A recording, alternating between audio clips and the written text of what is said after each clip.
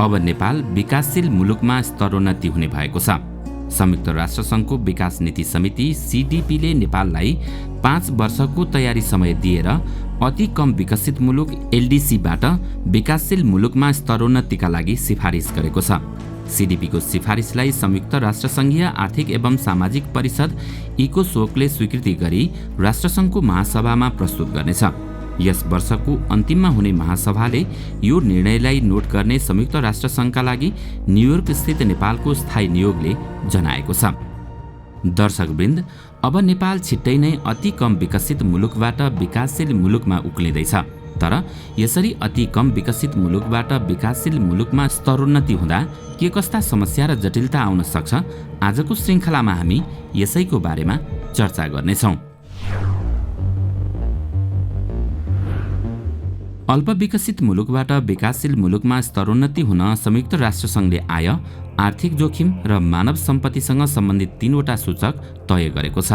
त्यसका आधारमा सीडीपीले 3 वर्षमा स्तरोन्नतिका लागि समीक्षा गर्ने गर्छ। यसपटक 22 देखि 26 फेब्रुअरीमा भएको समीक्षाले नेपाललाई स्तरोन्नतिका लागि सिफारिस गरेको स्थायी नियोगले जनाएको छ। 3 मध्ये 2वटा सूचकमा उत्तीर्ण हुँदा स्तरोन्नतिको बाटो खुल्छ। आर्थिक जोखिम र मानव सम्पत्ति सूचकमा तोकिएको थ्रेसहोल्ड अर्थात् न्यूनतम बिन्दुका आधारमा नेपाल 6 वर्ष अघि अर्थात् सन् 2015मा नै अल्प विकसित मुलुकबाट विकासशील मुलुकमा स्तरोन्नतिका लागि योग्य भएको थियो। प्रतिव्यक्ति आम्दानी सम्बन्धी सूचकमा भने नेपाल अहिले पनि योग्य भएको छैन। सीडीपीका 2वटा समीक्षामा प्रतिव्यक्ति कुल राष्ट्रिय आयका लागि तोकिएको मापदण्ड पूरा गरे, अन्य 2 मापदण्ड पूरा नगरे पनि स्तरोन्नतिका लागि ढोका खुल्छ। सन् 2015 पछि सन् 2018मा भएको समीक्षामा पनि नेपाल स्तरोन्नतिका लागि योग्य देखिएको थियो। 2 पटकको समीक्षामा कुनै मुलुकको योग्यता पुगे उसलाई स्तरोन्नति गर्ने नियम छ।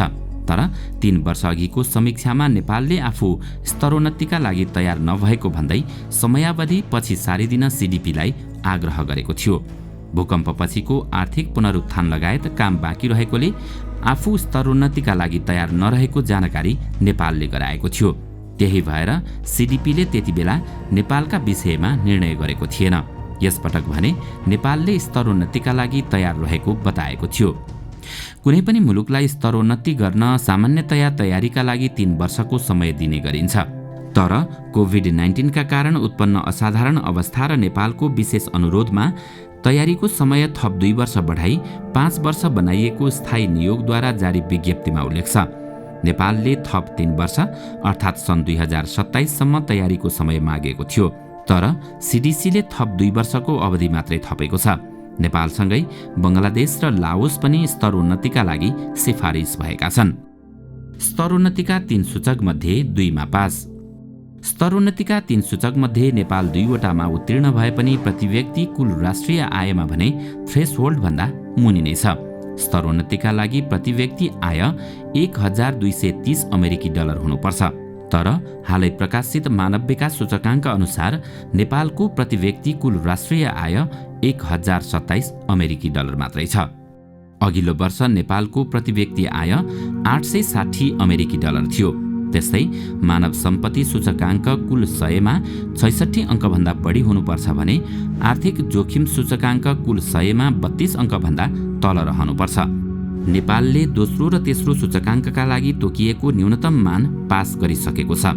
संयुक्त राष्ट्रसङ्घीय विकास कार्यक्रम UNDP का अनुसार मानव सम्पत्ति सूचकाङ्कमा नेपालको 72.1 अङ्क छ।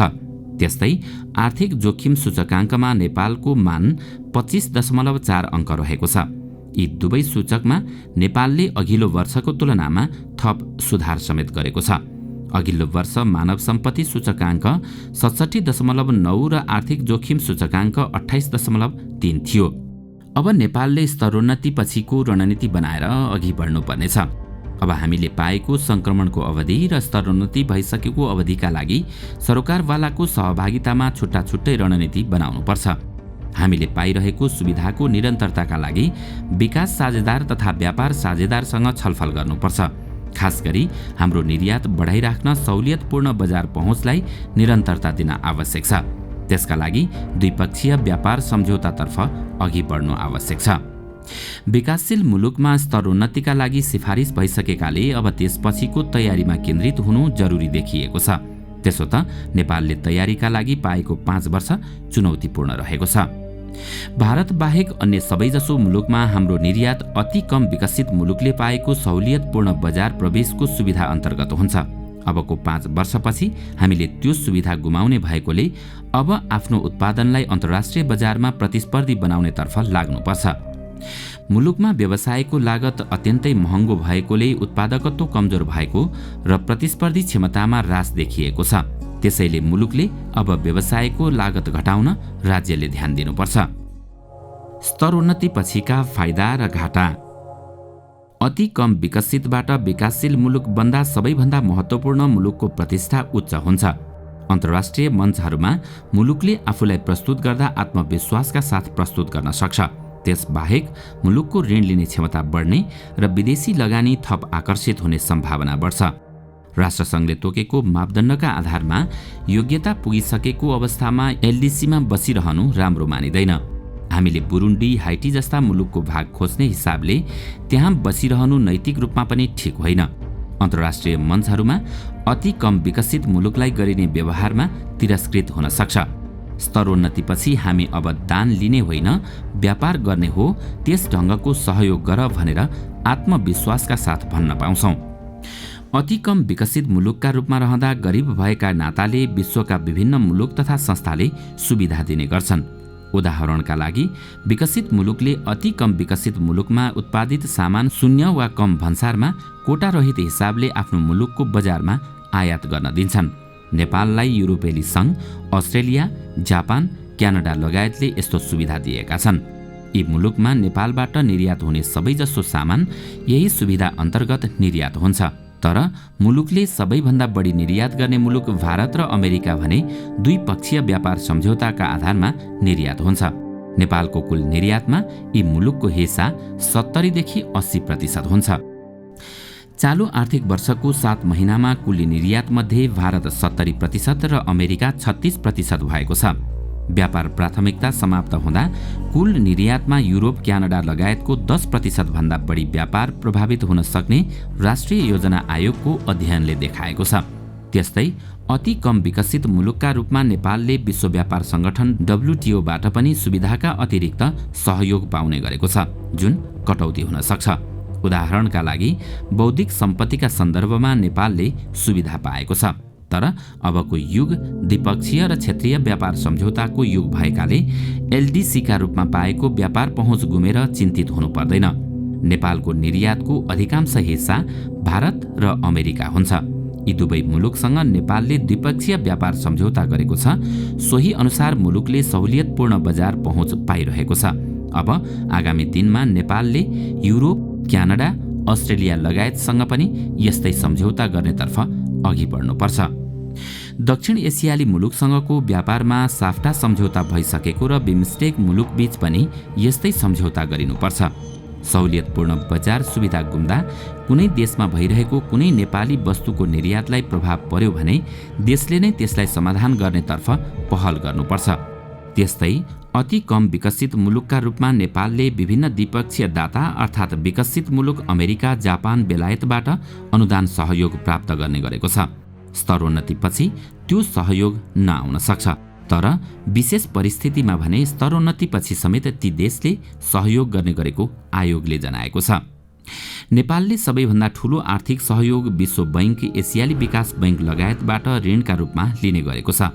ती संस्थाले अति कम विकसित भएका आधारमा नभई प्रतिव्यक्ति राष्ट्रिय आयका आधारमा सहुलियत ऋण प्रदान गर्ने गरेका छन्।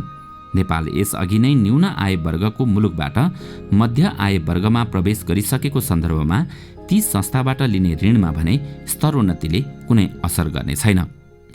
अति कम विकसित मुलुकका रूपमा नेपालले पाउँदै आएको छात्रवृत्तिको कोटा एवं यात्रा सुविधा गुम्न सक्छ, तर यसले खासै असर गर्दैन। त्यसो भए अति कम विकसित र विकासशील मुलुकबीच के अन्तर छ त? संयुक्त राष्ट्रसङ्घले संसारभरिका मुलुकलाई आर्थिक विकासको स्तरका आधारमा विभिन्न समूहमा विभाजन गर्ने गर्छ। विकसित मुलुक, आर्थिक सङ्क्रमणमा रहेका मुलुक र विकासशील मुलुक भनेर 3 वर्गमा विभाजित गर्ने गरिन्छ।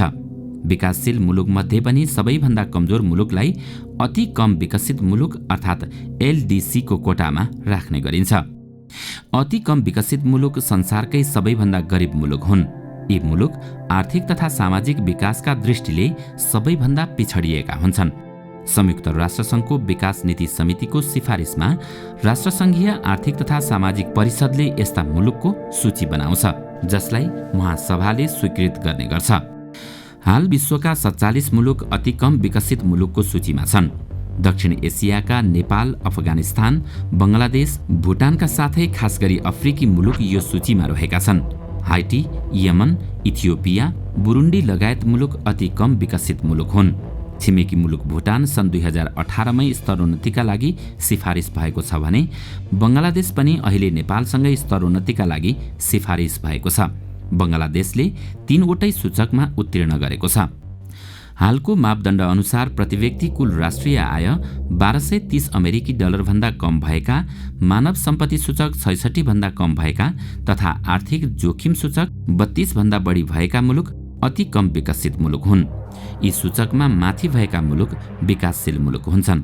अब हामी छिट्टै विकासशील मुलुकको सूचीमा उक्लिँदै गर्दा हामीले पाएको संक्रमणको अवधि र स्तरोन्नति भइसकेको अवधिका लागि सरकारवालाको सहभागितामा छुट्टा छुट्टै रणनीति बनाउनुपर्छ। हामीले पाइरहेको सुविधाको निरन्तरताका लागि विकास साझेदार तथा व्यापार साझेदारसँग छलफल गर्नुपर्छ। खास गरी हाम्रो निर्यात बढाइराख्न सहुलियतपूर्ण बजार पहुँचलाई निरन्तरता दिन आवश्यक छ। त्यसका लागि द्विपक्षीय व्यापार सम्झौतातर्फ अघि बढ्नु आवश्यक हुन्छ, जसका लागि विकास साझेदारहरूको सहयोग आवश्यक छ।